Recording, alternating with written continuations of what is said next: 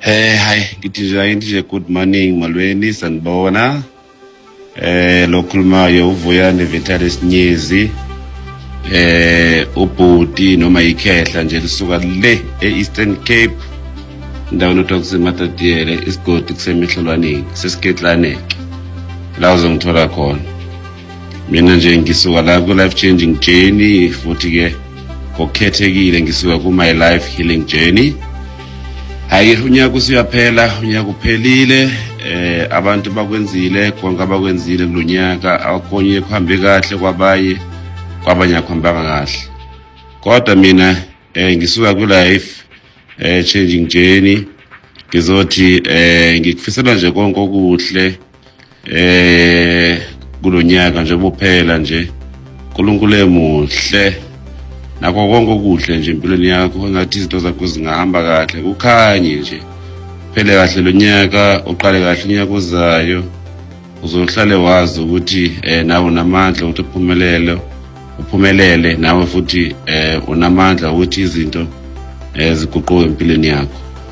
I-life changing journey ihlezi ikhuluma ngoshintsho, ihlezi ikhuluma ngeenqumo kumele uzenze empilweni yakho, ihlezi iqaqambisa noma ikhuluma kakhulu ngamandla osuke unawo waphiwe uNkulunkulu nomdali. Ngoba uNkulunkulu wakupha konke okudingayo ukuthi uphumelele. Sonke nje abasiphila la kumele siphumelele. Kodwa ke inkinga zempilo nezimo esadlula kuzona empilweni ziyakwazi ukuthi zisithinde zisiphazamise, uyibone sodinga ke onyezo omkhulu otshabalo omhle, ubone sodinga amakhehle nezalukazi zokuthi bayishintshe impilo yakho.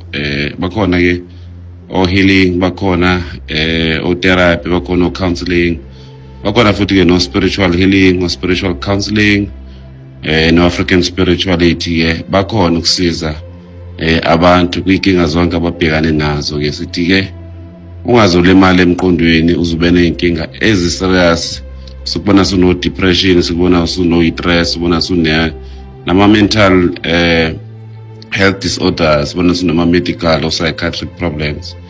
Life changing journey infesela konke okuhle. Sithi abantu abaphuma entweni ezingeke zibasize ngalutho, ngoba utshwala ngeke kusize ngalutho, ukubhema ngeke kusize ngalutho, ama drugs ngeke kusize ngalutho, ukwenza izinto ezimikhuba emibi ezamsana nemoya emibi ngeke kusize ngalutho.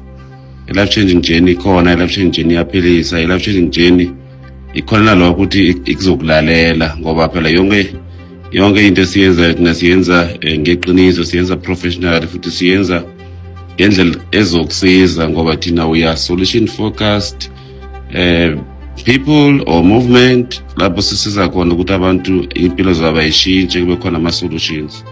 So nawe ngizothi sengivala le nkulumo yami, nawe ngiyakufisela konke okuhle, ngiyakufisela konke ukuphila, ngiyakufisela lamandla onawo ukuthi avuseleleke, uzazi nawe ukuthi you are powerful, uzazi ukuthi ingqondo yakho ebalekile ukuthi icabanga izinto ezokuphilisa, umzimba wakho kumele unakekele nangokomoya.